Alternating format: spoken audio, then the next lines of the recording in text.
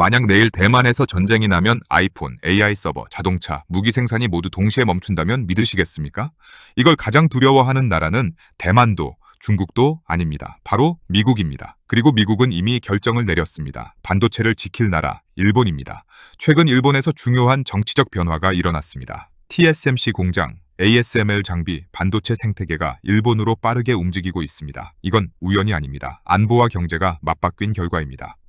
복잡한 경제 산업 지정학 이슈를 한 장으로 정리해드리는 경제 이슈 한 페이지입니다. 구독과 좋아요, 알림 설정까지 부탁드려요. 오늘은 일본 정치 지형 변화 이후 시작된 반도체 패권 이동의 진짜 이유, 지금부터 차분히 정리해 보겠습니다. 2026년 2월 8일, 일본 중의원 선거에서 집권 여당 자민당이 압승을 거두었습니다. 전체 465석 가운데 3겹의 10석을 확보했습니다.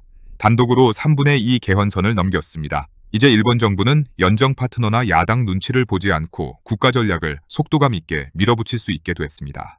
이 선거로 가장 큰 힘을 얻은 인물은 다카이치 사내 총리입니다. 그녀는 강경 친미 안보 노선의 대표 주자입니다. 그리고 그녀가 반복해서 강조해온 발언이 있습니다. 대만 유사시는 일본의 존립 위기 사태다. 이 발언은 단순한 외교적 수사가 아니었습니다. 그리고 즉각적인 반응이 따라왔습니다.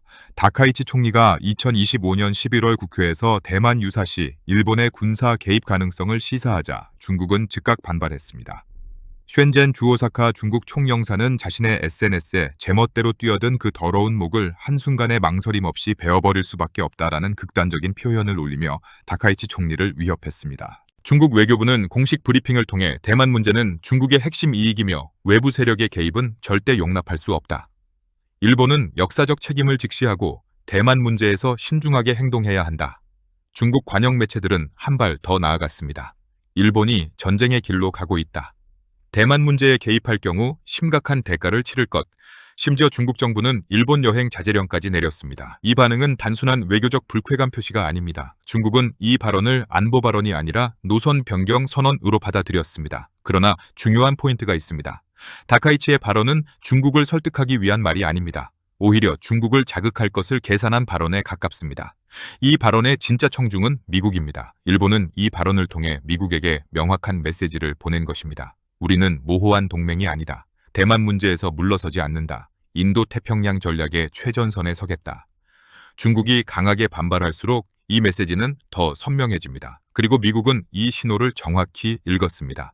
미국이 가장 두려워하는 것은 전쟁 그 자체가 아닙니다. 반도체 공급망 붕괴입니다. 전 세계 첨단 반도체 생산의 중심에는 TSMC가 있습니다. 문제는 이 TSMC의 생산 능력이 대부분 대만 한섬에 집중돼 있다는 점입니다. 대만 해협에서 충돌이 발생하면 AI, 군사 시스템, 데이터 센터, 자동차 산업까지 글로벌 산업 전반이 동시에 멈춥니다. 미국은 이 리스크를 더 이상 방치할 수 없다고 판단했습니다. 그래서 선택한 전략이 이것입니다. TSMC 생산 능력을 중국의 영향권 밖 확실한 동맹국으로 분산하라. 일본은 단순히 공장 부지를 제공한 나라가 아닙니다. 미군 기지, 정보 공유 체계, 군사 기술 협력, 수출 통제 동맹까지. 일본은 이미 미국 시스템 안에 완전히 편입된 국가입니다. 즉, 일본은 미국이 반도체 기술과 산업을 맡겨도 되는 아시아에서 거의 유일한 나라입니다.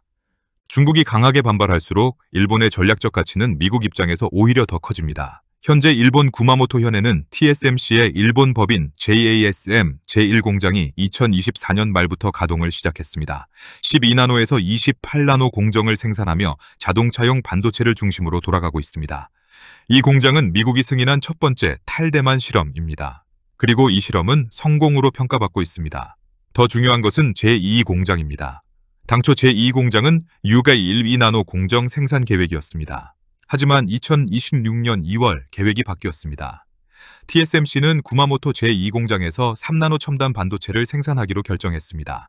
투자 규모는 당초 122억 달러에서 170억 달러, 약 23조 원으로 늘었고 일본 정부는 추가 지원을 검토하고 있습니다. 또한 이번 일들을 통해 제3의 공장까지 거론되고 있습니다. 여기서 일본의 위상은 바뀝니다. 단순 생산국이 아니라 전략 첨단 반도체 생산 거점이 됩니다. 3나노 반도체는 AI 서버, 고성능 컴퓨팅, 차세대 스마트폰에 들어가는 지금 가장 중요한 첨단 반도체입니다.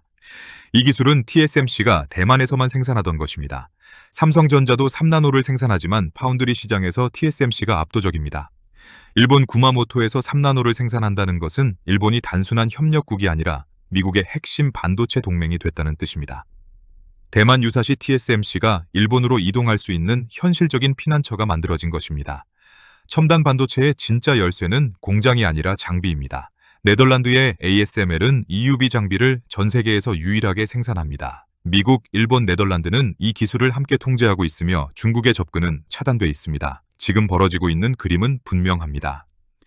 TSMC는 일본에서 생산하고 ASML 장비는 서방 동맹 안에서 돌며 일본은 소재, 정밀기계, 전력 인프라를 담당합니다. 이건 공장 유치가 아닙니다. 반도체 블록의 완성입니다. 2026년 2월 일본 자민당 압승은 이 모든 전략을 실행하기 위한 정치적 마지막 퍼즐이었습니다. 중국의 반발을 감수할 수 있는 힘, 미국의 신뢰를 유지할 수 있는 권력, 경제 전략을 밀어붙일 의석수. 일본은 지금 안보를 선택했고 그 대가로 반도체를 얻고 있습니다. 다카이치 총리의 대만 발언은 중국을 설득하기 위한 말이 아니었습니다. 미국에게 우리는 끝까지 함께 간다 고 증명한 선언이었고 중국의 분노는 그 선언이 진짜였다는 증거였습니다. 반도체 패권 전쟁의 서막, 지금 일본에서 시작되고 있습니다. 일본의 선거 결과가 왜 경제 이슈가 되는지 표면적으로는 정치처럼 보이지만 실제로는 경제와 안보가 맞물린 거대한 게임입니다. 이런 흐름을 읽는 눈을 가지면 뉴스가 다르게 보입니다.